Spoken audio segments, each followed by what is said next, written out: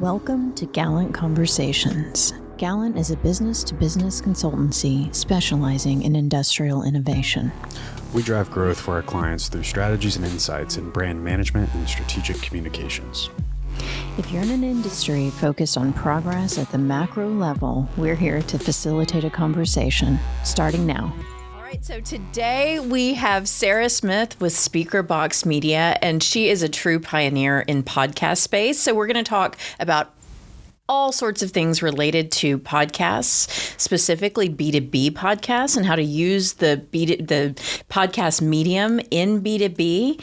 And one thing that I think is so exciting about Sarah and her team at Speakerbox is they are the first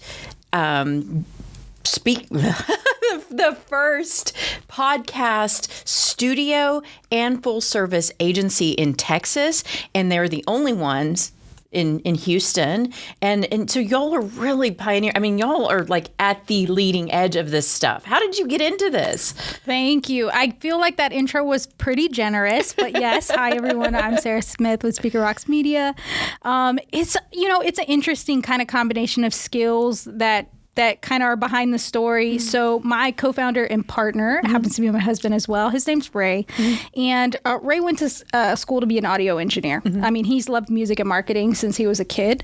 And my background was in photography, and I always loved business. And so as we kind of started to date and eventually get married, we started talking about our future, and we knew we wanted to open a business together. And when we looked at the overlap in our skills, we thought, maybe we should look at an agency, a marketing agency. And so we were experimenting with content and stuff on the weekends. I was in business school. He was working full time in oil and gas at the time. And then we both ended up kind of in the church world. So we started to get our feet wet in media on the church side of things, and both really liked it. So at that point, I was in my final year of business school, and you have to make up a fictitious business to do your capstone project on. So we said, well, let's not waste our time here. So we kind of ideated around what an agency could look like. And so we landed on Speakerbox. The name kind of came from a unique place, but either way, we did the research during that time. I spent a whole year doing the research on the positioning of Speakerbox and realized that there was nothing specifically in the podcasting space in Texas or in Houston, which is where we are. And happened to be talking to the marketer who was at our current job, which at the time was a church. And he kind of tipped us off. He was like, have you guys ever thought about podcasting? And I was like, So the curiosity grew. And once we saw the angle, once we did that SWOT analysis and saw there was an opportunity, we both said, let's go for it. So that's how we founded Speakerbox in 2018 as Texas's first full service agency and studio. So and you're B2B. Yes. Talk to me about that, because that to me is so interesting. People don't necessarily think of podcasts for B2B. Talk to me a little bit more about that. Yeah. So, business to business and business consumer, the business models are different. The audiences are different. Absolutely. The buying cycles are different. And for us, I mean, the podcasting space is so big. And so as producers, as creators, as marketing strategists, we really felt like we have to be super passionate and super, super in depth with what we're creating. And so for us, we by nature are kind of business and marketing junk. I mean, we talk about business on date nights. We break all the rules because we're just obsessed. I mean, like at 18, I picked up The Economist. I was not reading other things. And so that's always been the space where we naturally had interest in. And I think there's a difference in just a pure passion about, wanting to bring educational and thoughtful content to the space versus purely entertainment content. Right. So I think that's why we've chosen to stay in B2B specifically. And I think, again, it's early times for B2B and media, and even earlier for B2B podcasting. Right. So it's really interesting to be in the industry at this time because it's exploding and changing and growing, and that's really exciting for us. I think the thing that is so fascinating about B2B, because of course at Gallant, that's entirely what we focus on as well, is that, there are just so many deep submarkets and niches and behind almost all of them, there are these brilliant, creative, engineers and scientists and stuff like that. And then the supply chain's complex and all of this. Is there any one that you can think of? I don't care what, is there any company that you think could not benefit from this medium? I haven't found, I think, just like with anything else, when you're coming into a space, you want to make sure that you have a clear angle and perspective. Mm-hmm. So what I think people have to develop is the messaging side of it. Mm-hmm. But I don't think necessarily that there's someone who wouldn't be a great candidate for a show. But I think it's important, or a podcast, I think it's important to really look at that angle and figure out what is your unique place in the space. So to your point, every business has subject matter experts. They have a deep expertise that they've developed and oftentimes are not considered kind of your first pull for media, because a lot of them tend to be introverted. They're very deep thinkers. They're very, like you said, creative, or they're technologists. And so you would think, oh, this isn't who you'd want to interview. But I find it's the exact opposite. Those are the people who are creating, and they're literally so deep on what they do that there's so much you can learn from them.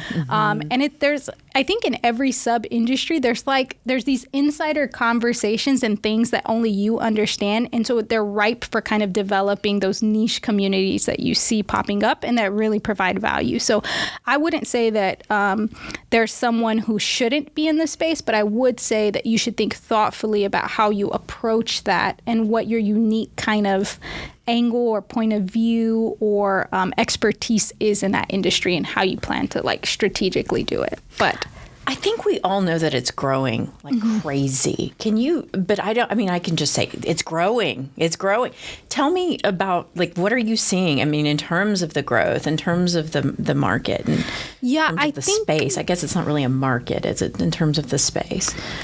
What you're seeing is kind of this decentralization of media. And it's not just in B2B, it's in every vertical in every industry. If you think about kind of before, historically, to get any type of, paid, earned, or any type of media mentions, you would have, there were gatekeepers essentially that, right? Like you needed to go pay a specific company.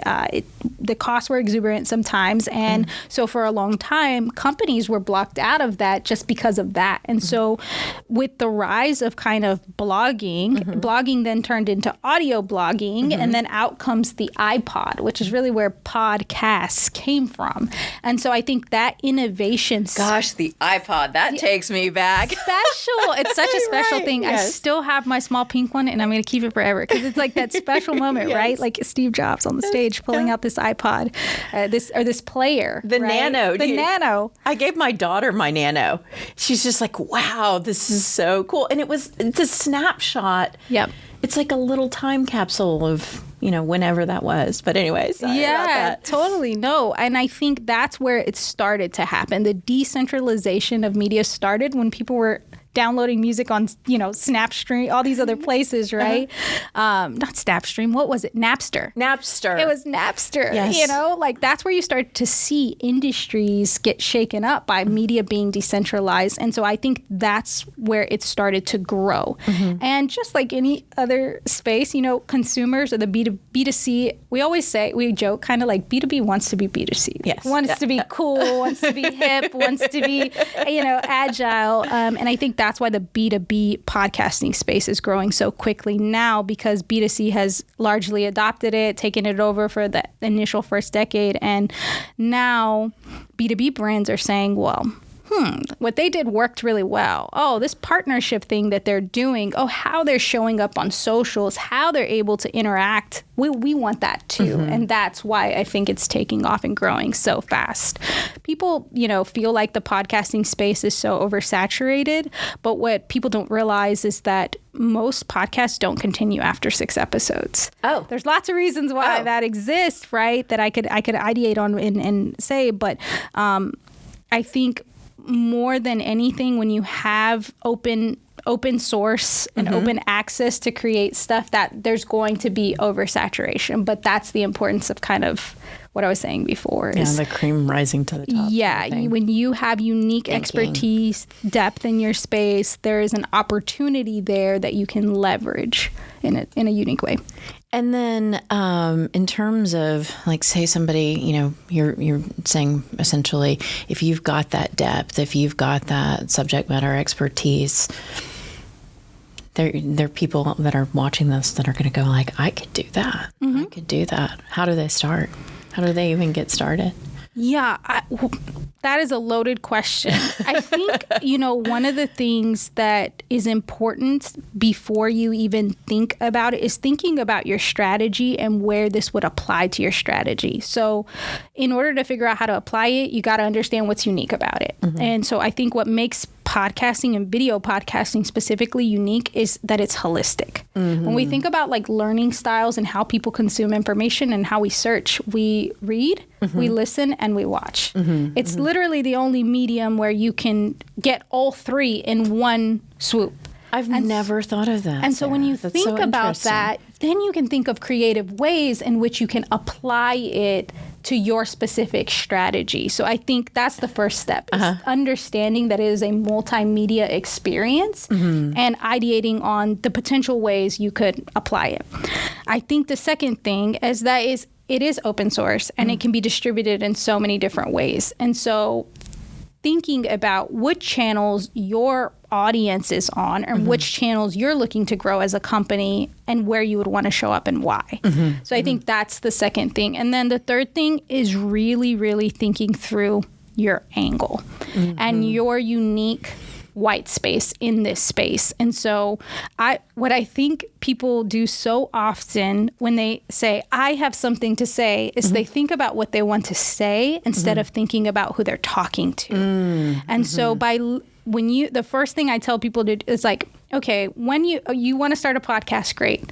Who's listening on the other side? Who do you hope is listening? That's who I want to talk to you about, because that's how you're going to serve at a different level, is you're going to constantly be thinking about them. And so those are kind of the three places that I recommend people start when they have that excitement of, I want to start a podcast, I have something to say, like thinking through those three things.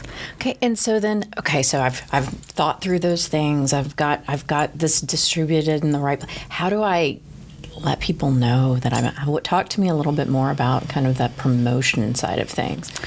Yeah. So when people go to launch a podcast, it's kind of overwhelming because it's like, oh my gosh, it can go out on audio in all these different places. It can go as video in all these different places. And I think you really have to think about two things. One, using the organic reach that's available to drive back to an owned source, essentially. So as businesses, like, let's not mess around. Everyone needs to make business. Everyone needs to have revenue. And a lot of what drives that is partnerships and referrals. And so I think the next stage of, I want to launch a podcast, I've thought about my unique angle is, who is going to be hosting that podcast, who would potentially be on it, and thinking through that aspect of it. I think largely when we think about podcasts, we think they're just this format. Oh, it's just two people sitting down interviewing. And that's one format. That's one use case. What we're seeing is B2B companies using these in completely different ways than just that. So for example, we've had several companies use podcasts internally. So you have larger organizations who are global. They have 5,000 employees around the world, and they need to communicate at scale. So I think internal podcasts is a big space that people have not thought about. The fact that you need to communicate messaging globally, just as much as you need to champion externally, you need to champion internally. So that's a unique application. I think the other thing is integrating it into the existing strategy that you have. It should be complementary to what you're doing, not something that's siloed. And oftentimes people get that excitement of, I want to start a podcast. I want to. It's like I'm ready to go. 20 years ago, I need a website. Yes. It's like, yes. Totally. And because it's so easy, people jump into it really quickly instead of thinking, how does this currently fit into our strategy? So thinking about the omni-channel campaigns you're already running and that this could complement. Thinking about the existing places where you collecting media could be helpful, like at your conferences, etc. So even before you hit that record button, I'm going to back that person back up again and say, okay, strategically, why are we doing this? What are we hoping to get out of it? And then is the easy stuff. This is the most Googleable part of the process, right? What equipment do I get? Do I use an external or internal team? I mean, that's the next phase, right? You move from strategy into pre-production and production. And so you either have an internal content team that you've created that you're using, or you're using an agency like ours to help take the lift off. I see. Okay, and what do you see as next? I think it would be amiss not to be talking about AI and how that's going to impact media. Obviously, my perspective and for our creative team as well is we're very bullish on integrating AI into what we do. It's not a scary thing for us because, we really believe it's a partner and a complement absolutely to our thinking. It's a second brain. It's an ideator for us. It's when you're stuck and you're trying to think of another use case, it can do that at scale. Yes. And so but what I think that also creates is an opportunity. As it gets easier to create content and easier to churn out sometimes useless stuff. Right. Depth is going to become increasingly more valuable. Malcolm Gladwell talked about that in his book, and I think that applies in this space as well. Goes back to that unique expertise, that technology that you've developed, the way that you're innovating, hopefully is extremely unique to your company. And because of that, there's already a white space and an opportunity for you. So I think AI is going to be the biggest kind of innovator to all industries at this point. I think the second place that you're going to see it going, and we're already seeing it, is the widespread adoption of podcasts for B2B. We're past the point where people are like, oh, that's scary. Like, people are like, how do I get in? How do I get in early? And so you're seeing LinkedIn, which was a job platform largely before, is now a full-scale social media network. You're seeing the rise of YouTube. YouTube actually has surpassed audio listening platforms now, even for podcasts. That's wild. It's because it's just how we learn. We learn through search now. We go on, TikToks or whatever to search for questions now, and that didn't exist before. So I think you're going to see widespread of, adoption through B2B and on platforms that weren't previously like podcast platforms like LinkedIn or YouTube, right? And then I think the third thing is you're going to see the rise of owned media. And so at Speakerbox, we're really big about thinking about your strategy as first and foremost building an owned media source. So what do I mean by that? I own a website domain. I own the blog that's on that. I do not own my social media handle and social media channel, no matter how much I build it up. Yes. And there's no better use case for this than what's happening right now with TikTok. Overnight, you could have built up a lot of IP and essentially a community on a platform that is rented. That's right. So I think you're going to see the rise of people saying, okay, we're going to build our own internal media that we own on our source or our website or our platform, because that can't be taken away. And so you're going to start to see people kind of use organic reach on social media and things like that doesn't negate their value to drive back. So I think those three things: AI, widespread adoption by B2B, and then owned media. And then the one thing that I just wanted to ask you to expand on, and this is something that you live it and breathe it, like you've got that spirit of authenticity. Talk about authenticity as it pertains to the context of AI and this medium. Yeah. You always hear people say that, right? Like, be authentic. That's what you need to do. Be authentic. Yeah, some people do and some people don't, though. Like, it's. But what does that mean? Right. So I think the thing that's driving that is the fact that the way that who's buying and the way we're buying is changing. So as younger generations have gotten exposed to more information, they historically care more about the values behind the brand in a way that sometimes I feel like, listen, it's not that older generations didn't have great values and they didn't have time to think about some of those things. I'm not going to, that's kind of there's different historical events that impact the way that we buy and think and that impact the market, right? And so I think one of the ones is, the younger generation has been exposed to much more information, and so they think about brand values in a different way. And so now to garner that support and to guarantee continuity of your company, you have to be more upfront about that. And it's like, well, we don't put out any type of content. Well, that's not going to fly in the world where people go look you up before they ever come to your front door. And so that really has accelerated the need to be authentic. And so for me, when I think about authenticity, I think showing up any different as a person and as a business is inauthentic. And honestly, and I think what it does is it helps people easily say, you're for me, or this is for me, or this is self-filtering. Not. Yes. Or it's not. Yes. And to think, I think, when we think about market share, it's like, I want as much as I can get. And it's like, do you want what that comes with that? Right. That you're going to potentially open yourself for avenues of people who don't agree with you, who don't, and I don't think authenticity means that you're supposed to comment on every political action that happens or every specific thing that, is happening out in the world. But I think when something is happening out in the world that impacts so much of your community and your neighbors, there's an opportunity for you to show up. And I think that's what being authentic is. And so when it pertains to conversation, it's me showing up as the same leader that I am inside that organization as I would, if I'm sitting with friends. And I think that whether we want to admit it or not, that's why we buy. We buy from people we know, like, and trust. And the way to bring that home is to lean into the authenticity of what the company was established for, what keeps you together and what you're chasing, and let people raise their hand along the way to say, we want to be part of that. Oh, I love that. That's fantastic. Oh my goodness. So, okay. So how would somebody get a hold of you if they're like, I have this great idea and I want to go do it and I want to build a podcast, but I'm not going to do the work. And I really like what she's putting down. I'm picking it up. It's going to be good. How do they get a hold of you guys? Yeah. The easiest thing is obviously our website. It's speakerboxmedia.com. We are launching our own podcast this quarter called Owned and Earned. So you can catch more of conversation like this on there.